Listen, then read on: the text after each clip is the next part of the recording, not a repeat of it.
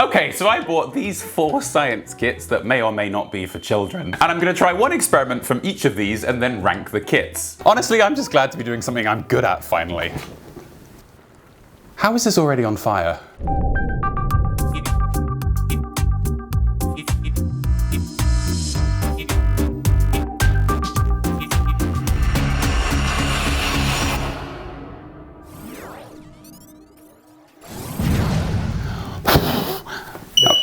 First we have Japace 100 plus science lab experiments kits for ages 4, 6, 8, 12, 14. Look how good this thing looks. It has a handle and everything. 100 experiments, are you f***ing kidding? Some of these have got to be really rubbish. Like, watch. Gravity, that's one. All right, here we go.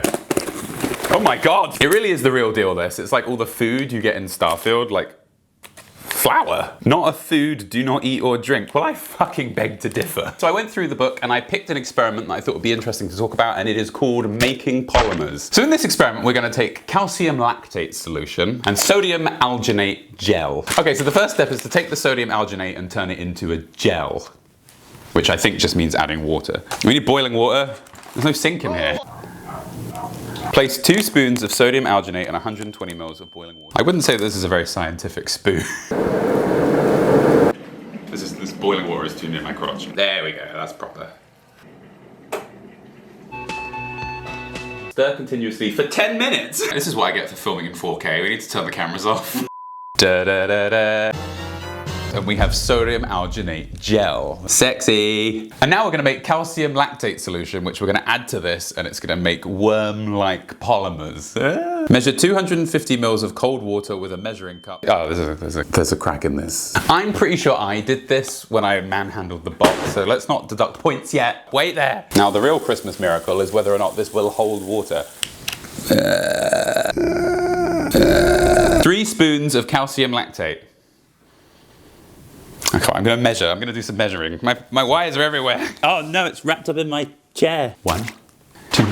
We're gonna use a straw to mix this. This is real science. And stir evenly to obtain a clear calcium lactate solution. It's really weird. I want to drink this because I'm holding a straw. Put the straw. Okay, so here's the question.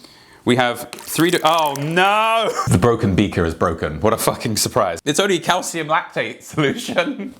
What we're gonna do is we're gonna add the food coloring. See, it's a gel, but it is still a liquid. Excuse all the water pouring out of the beaker onto the table. We're gonna take our liquid and we're gonna add it to another liquid. But when we do, let's go a bit nuts. Okay, there we go. Over time, there we go. Oh, look at that! Looks like something out of Alien.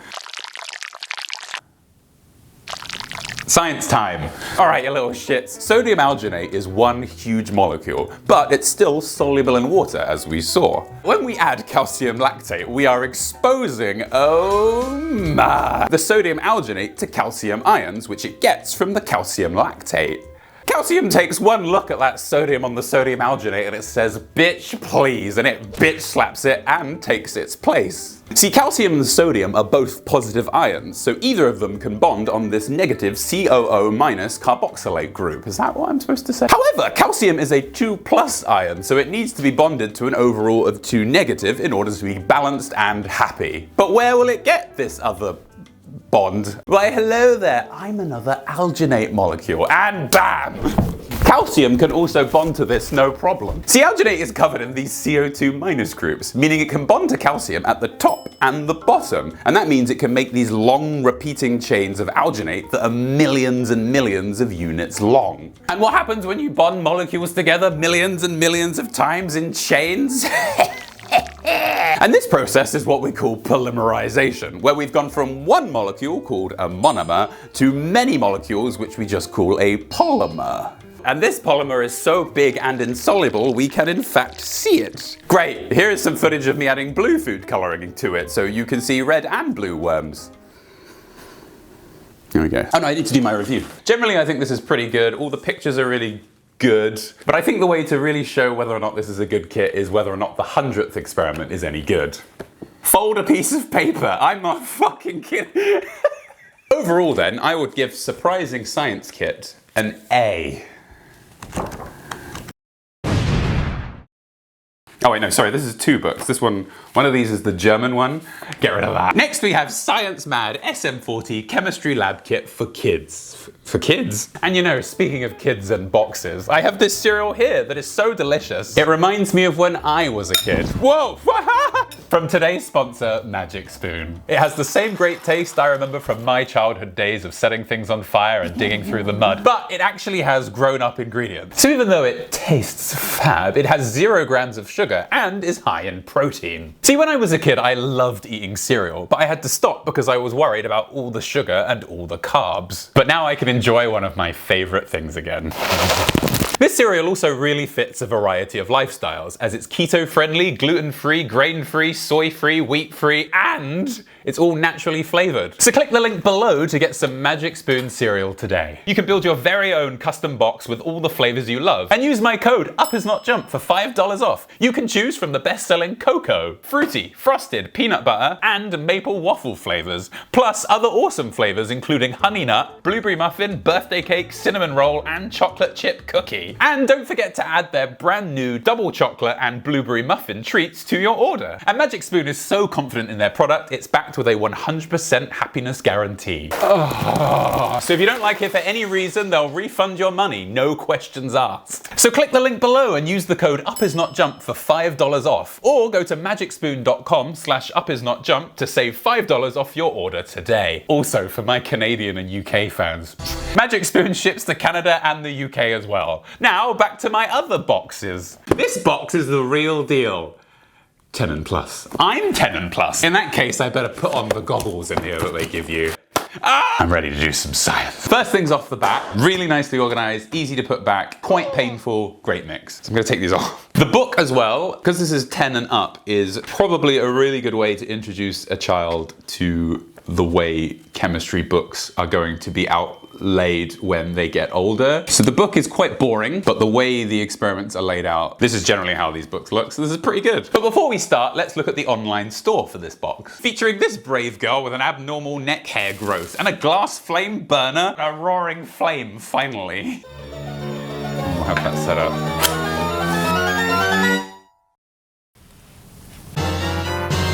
Okay, this was well, I have nothing to do I? Okay, let's put this out.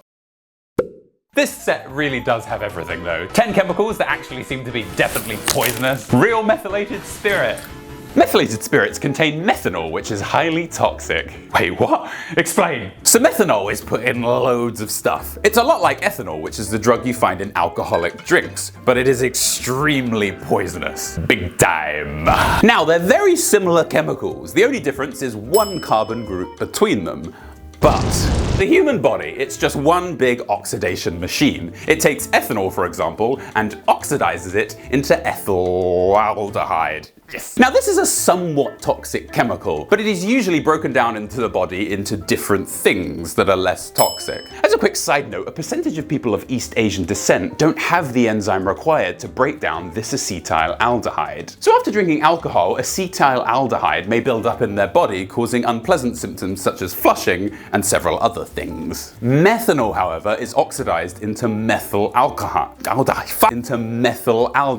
Now class, has anyone ever seen this chemical? Oh, I know. Fuck off, Timmy, you don't know. Methylaldehyde is also known as formaldehyde. So, you know, death. If you don't know, we use it to preserve dead bodies, so for God's sake, don't drink it. Next experiment. So as I said, the booklet with this is pretty complicated, so it took me a while to find a good experiment to do. For example, I am not making ammonia. This reminds me, when I was a kid, my chemistry teacher would open a jar of ammonia and then leave it at the end of our desks to purposefully give us headaches. Ammonia can irritate and burn the skin, mouth, throat, eyes, and lungs. My computer teacher would also put his hand on your hand to help you move the mouse around, and I am not fucking joking. The experiment I've decided we're going to do is show how copper sulfate will change color when its water of crystallization is removed by heating. So the first thing we're going to do is we're going to dissolve some copper sulfate in some water, and then we're going to evaporate the water off to make crystals. First, we need to take a test tube. So I'm just happy that I have something to hold my tubes. Copper sulfate. No, we're in, it's fine. Okay, what in God's name is this? So it doesn't really matter how much we put in.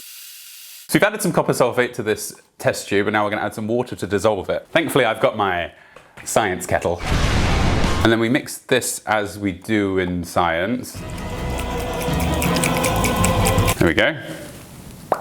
There's way too much copper sulfate in here. I really fucked this. I have copper sulfate all over my fingers. Oh, the picture. Does that look like it would be bad for skin? That doesn't, I mean, I'm not a fish. Oh wait, no, I am one of those though. Okay, so let's try this again. Here we go. I think I should have just used a tiny amount. So, a measure of copper sulfate. There's none in here, I've used it all. There's only like a really small amount. Right, we have 1 measure of copper sulfate. I'm a bad scientist, I was not good at chemistry. And then a measure of water, so I can just sort of eyeball this. There we go. So I'm gonna put a topper on it this time before I shake, because it's an irritant, I assume. What we have here is a clear blue solution. When we heat it under a Bunsen, I think it just needs to warm up a bit. So now we're gonna boil the water away. Goggles? I should be wearing my goggles, yes.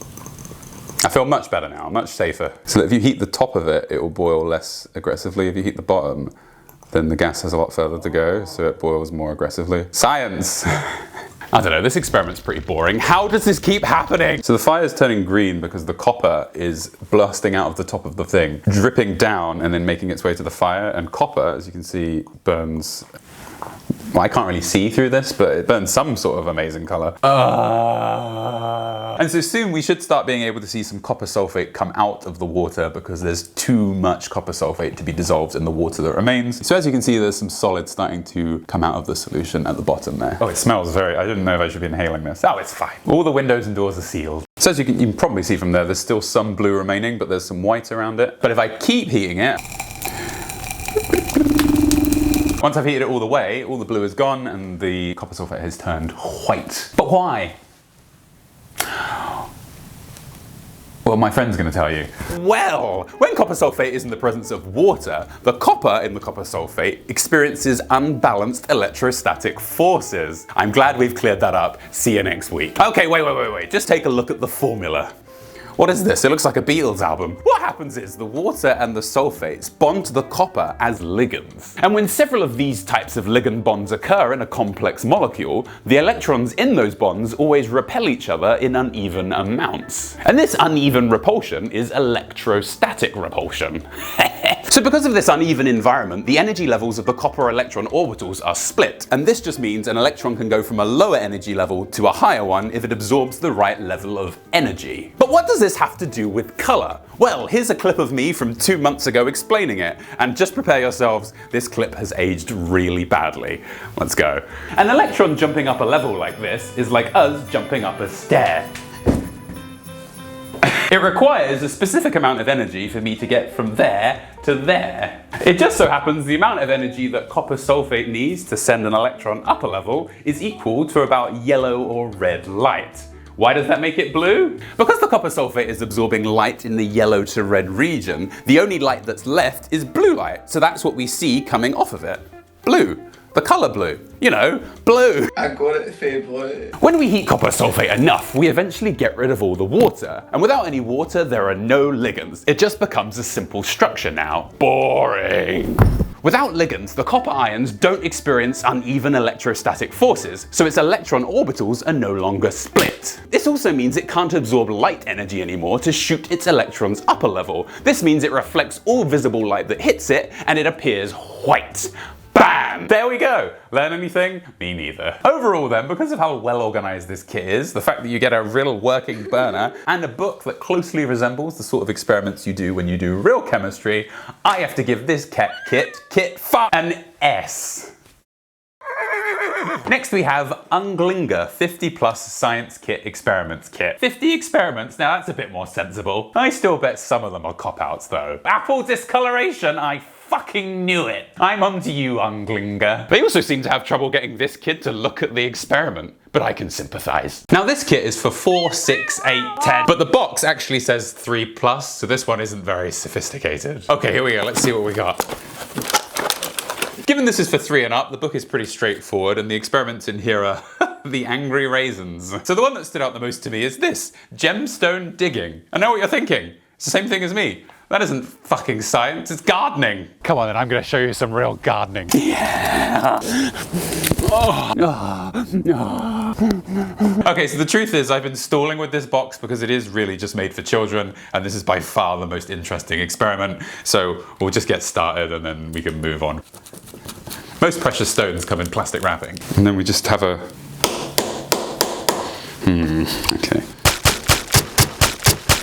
Wait, is there nothing in here? I'm halfway through and I haven't found anything. What am I doing with my life? Oh, they're only really small. The stone I found in my garden was bigger than this. So this could be citrine? No, it's not citrine. White magnesite. Hey, don't look at me, I'm not a gardener. This is pretty boring, but I think there is one thing I can do to save it. We'll just clear that up. If I was a parent and my kid did this to my house, I wouldn't be very happy, so I'm gonna rate this maybe like a B. I'd be unhappy with a kid anyway.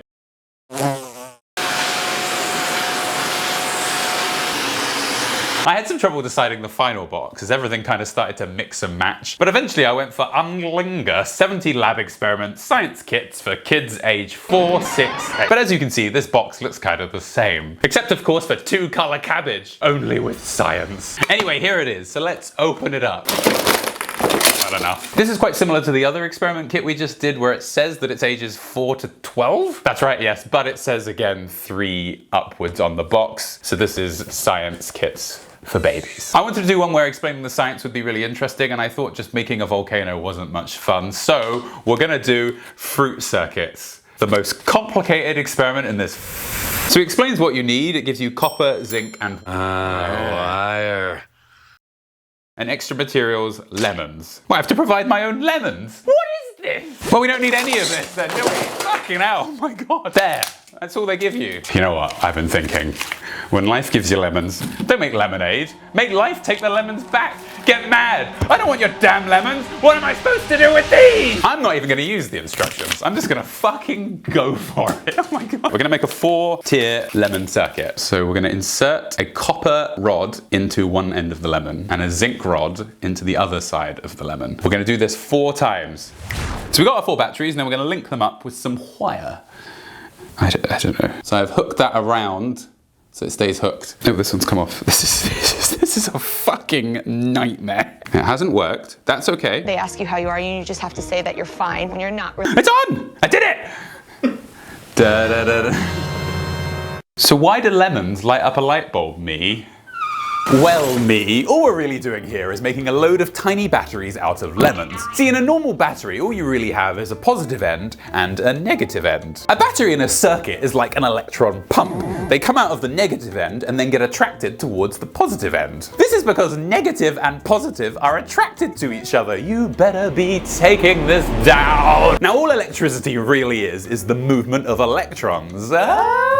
And if you move electrons through a bulb, for example, they create friction as they move through the filament of the bulb. And this creates so much heat, the filament starts to produce light. Batteries produce an electron flow and thus produce electricity, class. In a lemon battery, the zinc I put in here acts as the negative electrode because the zinc dissolves in the lemon's acid and then produces zinc ions and electrons. The electrons from the zinc electrode then flow through the wire towards the positive copper electrode.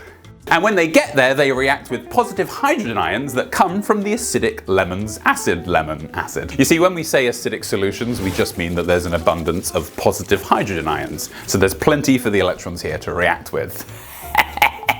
And the circle of life is complete. The circle! The point is, overall though, we've made a battery with a positive and a negative. But what really matters is if we can make this on an even bigger scale. And then what we're going to do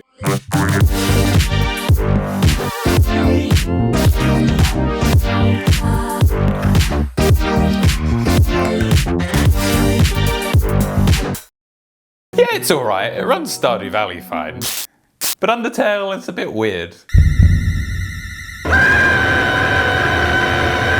I think that's enough chemistry for one day.